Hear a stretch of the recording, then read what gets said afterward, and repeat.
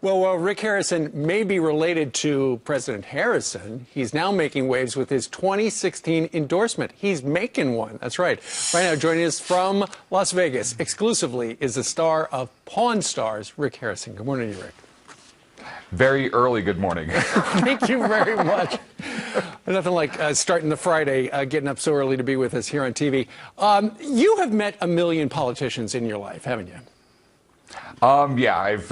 Yeah, a million and even more than that. So yeah, a lot of politicians. And so it's extraordinary that you have decided, and you know, you're not necessarily a party line guy. You've decided to throw your Pawn Star weight behind one Republican contender for president. Who is it? It's Marco Rubio. Why is that? Because, you know, like you said earlier, I've met so many politicians, and, you know, they'll get in front of a lot of people and they'll talk a lot, but the second you go one-on-one and have lunch with them or something like that, everything is always the party, both sides, Democrats and Republicans. And I had met him before, and it just turned out we were both in LA at the same time. I went and had lunch with him. And the entire time I talked to him, all he wanted to do was talk about people, and he never mentioned the party once.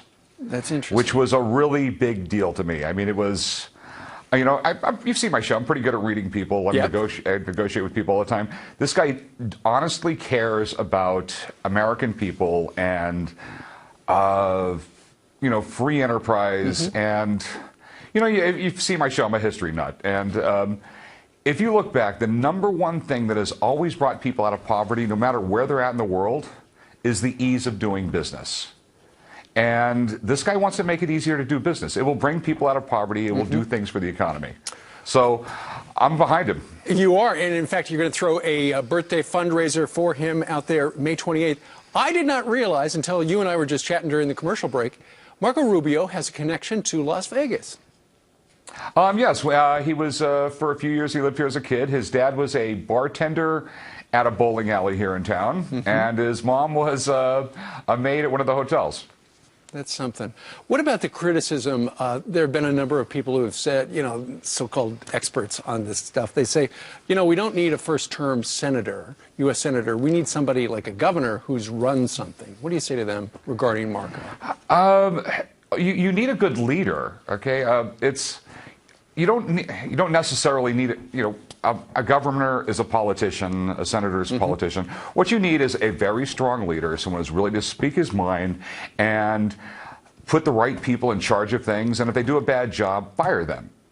And, you know, you also need to go out there and say what you really mean instead of just beat around the bush like a lot of other politicians. I mean, look at Marco. I mean, he goes out there, strongly endorses Israel. He talks about the Middle East. There's just so many things I like about him that the other politicians don't.